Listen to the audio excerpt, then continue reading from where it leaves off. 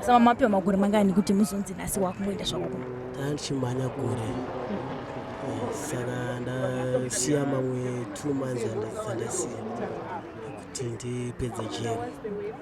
Saka mashoko indi ekuti kudii kune mukuru wenyika kubudisa inasi ndoti aita basa nokuti budisa kwaita majeri. Amuzodzoka here chivimbiso chenyu? Aiwa tichadzoka. Zvirize chama? Manga muriseiwo? Mukati meirwadza.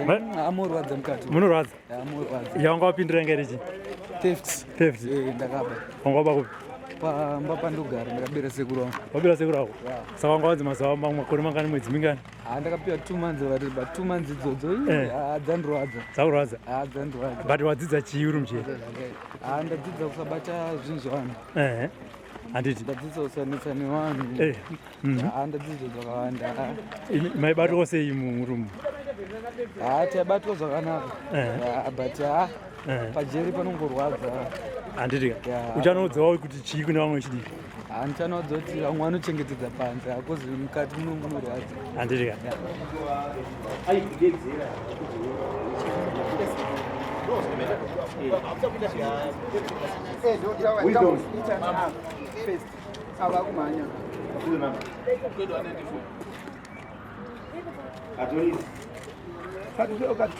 Adonis.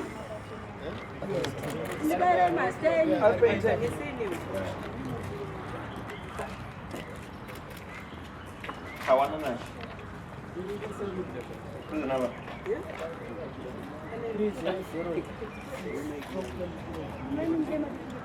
Crispin.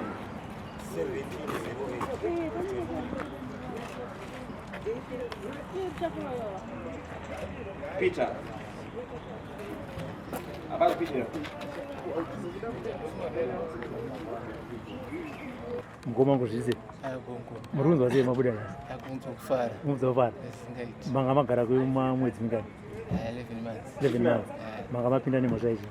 MTP. Ndo chii icho? Kwanyama property. Handiti madzidza zvakawanda zvakadii muchero? Kuti mhosva iparo. Muyu 13, 20 of 23. Handiti. Saka pamanzwa nhasi kunzwa kuti muri kubuda tanzwa muvifara. Mamuchizvifungira? Singambozvifungiri. Ndangozoshidzwa ndopananangizwa zvazvifara. Pamashedzwa? Masikonzi chii ipapo? Ndingangofunzwa muprison namba. Ndinotanga kutoshedzwa saka ndangashedzerwa kubva prison namba. Zvakabva kuti kumba. Ndafara saka. Handiti kumba ndikuti. Ndorofo. Saka vasibudza kuti muri kuya? Vatobva kutondonana nasi. Handiti pakanaka. Koma muri sei? Ndiripo, manga muri sei mukati? Handiti mamapikira mhosva ichi? Ndakaita reckless driving. Okay. Mbamaita sei? Ndakanokwesha motikari yemunhu vandanoenda kukoti ndanowa 8 months. So ndodza ndazokatirwa parodi. Mama seva chii? Ndaseva dzanzi ati kwanda ndasara 15 days. 15 days. Saka vari kutoziva here kuti kumba muri kuyana? Vanga singamboziva. Handiti madzidza chii nekugara mucheri? Tadzidza zvakawanda baba. Kuti kudhiraivha unoda kudhiraivha zvinongwaro and zvakachenjera uchitarisa kwakuenda nezvauri kuita. Ndadzidza kuti hatidhiraivhi takadhakwa futi. Wasaima makadhakwa ipapo? Ndakadhakwa. Handiti ka? Aiwa nopari bomu. Nguva tatoratizire? taura mafoni kwakuri sei munhu munomanga makaoma manga muchirwadza handikuzwa kufara zvisingaite nezvataitirwa nehurumende tisingafungire zvangouya tiri pakati pekumanheru akadai so ndingopa kutenda ndikufara handina kumwe mashoko akawanda zvakufati ndikufara zvisingaite mapindura echiya ndakandapindura theft and love entry ndadzidza kuti mhosva haipari kumba nekupi kumba kuwaterfalls vari kuziva kuti muri kuenda vasingizviziva vanongona mukomana asvika vana zvangona mukomana apindira madheri iri bomukoma ndatenda zvangu mukunzwa sei nekuburiswa kwamaitendasi nechirongwa chepresident waminister ndikunzwa kufara vaita basa vatiburitsa cause mujeri tanga tanzwa izvo chakuva nofreedom ndapedzera kufamba time dzinonzi kudhara then takadziwo zvakawanda mujeri takadziwo patience, communication, kunamata. Ndasingaende kuchechi but izvi zvinda kutoenda kuchechi. Ndakanyorawo bhuku rangu randitori naro iri rine maBible verses ne some other parts life and error ramandiri muchechi. Muzvenge kupinza ngeri? Like domestic violence. But right now I'm a good man. I'm going to be a good husband and a good father. Muchinzwa kuti makubuda manzwa sei? I was so happy because I didn't expect it. I'm so happy. I'm very 100% happy. We don't get each other because I want to go home. Mashoko enyu kumukuru wenyika makubuda kudai? Totenda vamunanga kuti vaita basa. Vati takacheketwa tiri mujeri message vati tisimbowana freedom is another chance. Tovatenda zvikuru zvechuo tabuda tofanira kuita zvinhu zvavo.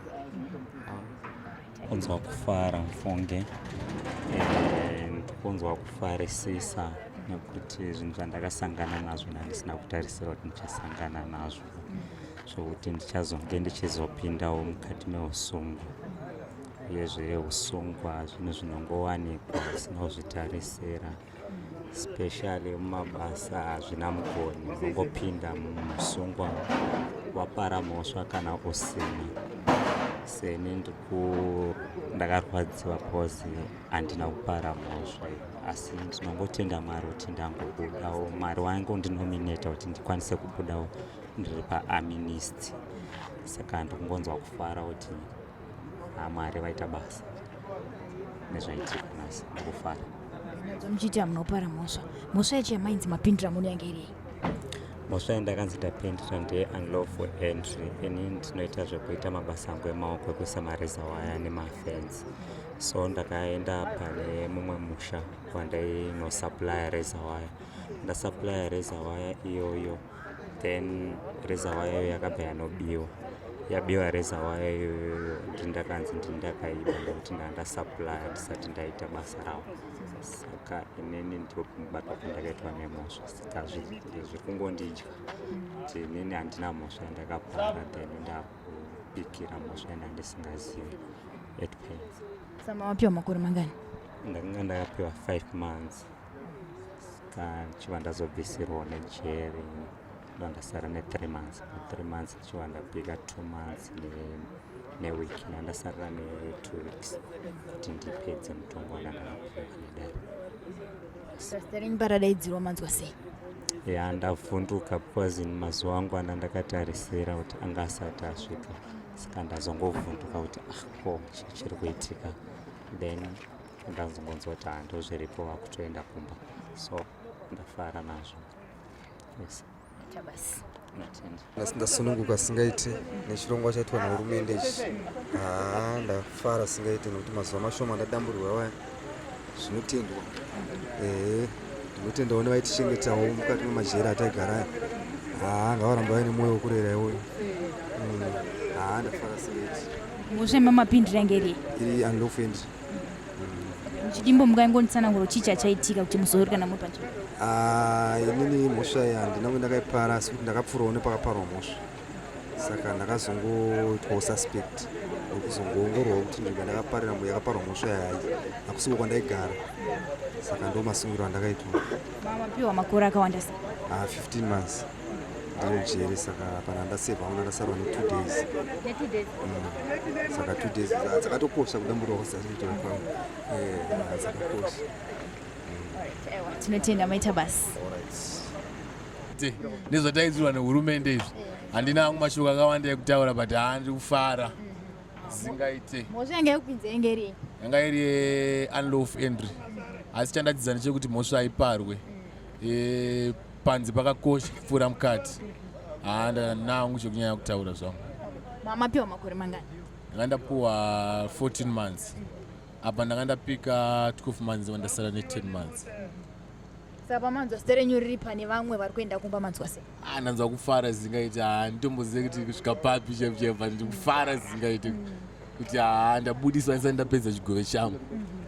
Ndinongotenda chete. Muri kuvimbisa here kuti hamuzodzoki zvakare munzvimbo iyi? Ndiri kuvimbisa, handichadzoka. Chandaona kuti chakakosha kungozvishandira chete, tosiyana nekubata zvinhu zvevanhu zvevaridzi, toita todya zvesimba redu.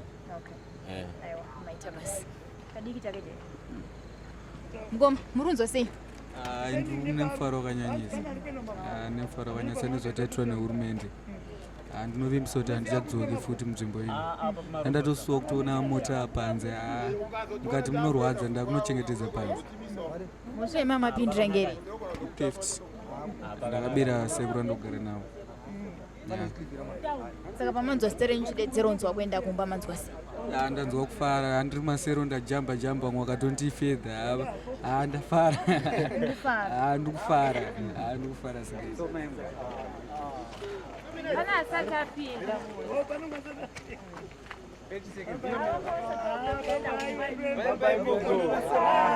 Para gogo. Tinotenda president wedu. Gogo. Tinotenda Aiwa, kufara Zingaite. Ndiyana chekutaura. Zisingaiti. Thanks. Mamapinda sei? MGP. Thank you very much. Maybe you can just take us through the process that is taking place, what's going on, and who is supposed to come out according to the gazette that we have just seen. What is happening is that prisoners have been pardoned by the President, His Excellency, in terms of Section 112 of the Constitution, where his powers are. I will emphasize that he may. So he has exercised. He's not forced to. He's got a discretion. But I think prisoners are very happy that he has exercised this discretion, and we have seen the first batch going out. A lot more are going to go out, and it's not given that all of them or most of them are going to be released. In terms of the gazetted notice, I think female prisoners are going to be pardoned. Those who had 48 month sentences, if they serve a third, they are going to be released. Juveniles, young people aged 18, they are also going to be released. We also have the elderly, those who are above the age of 60, and also the disabled, they are going to be released. We also have those with I've mentioned about those with disabilities.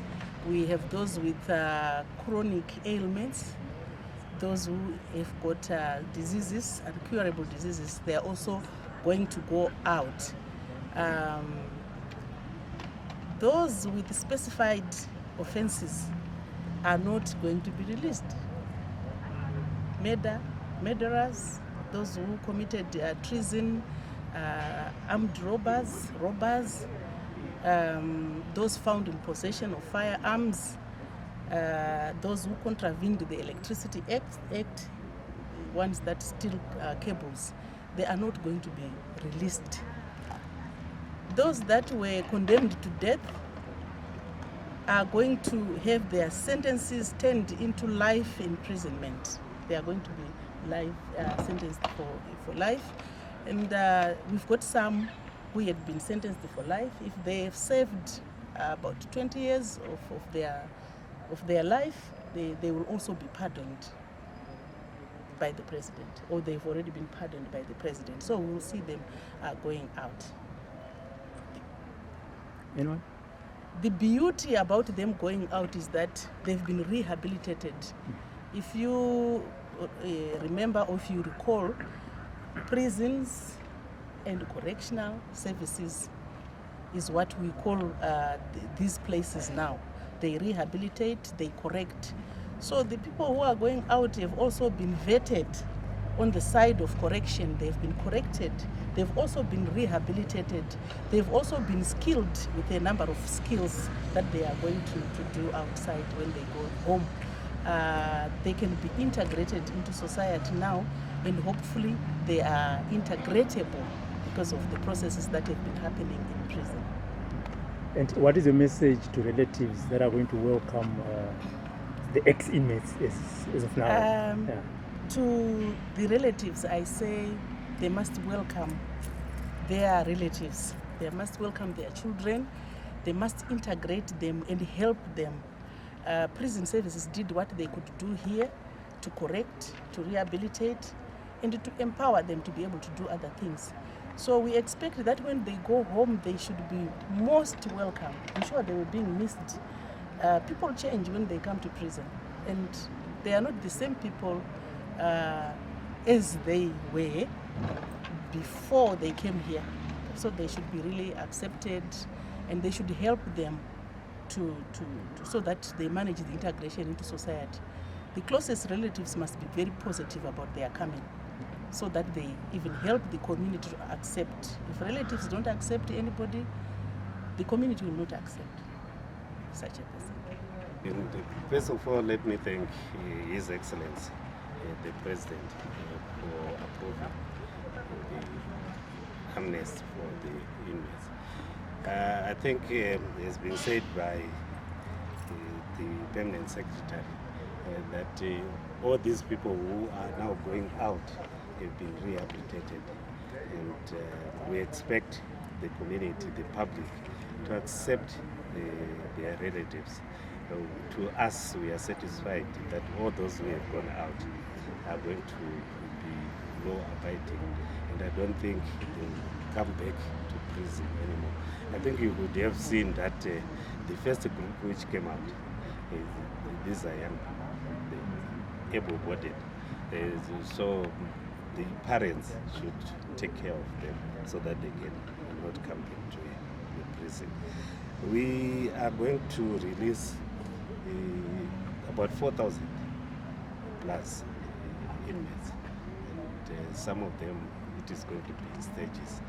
Today we did not release a big group because the process inside, we have to verify their papers, we have to verify their names so that we cannot make mistakes to release a person who is not supposed to be released. And the prison and correctional service is going to benefit a lot from the 4,000 who are going to be released.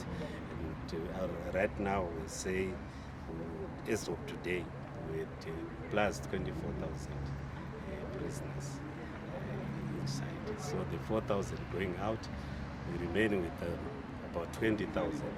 Still, the prisons are still full. We are full with more than 3,000 after this release. So the prisons and correctional service once more will benefit a lot because the space to accommodate an inmate was very difficult for us to get, and also the food, medical. There's a lot of things which we have benefited from this release. Thank you.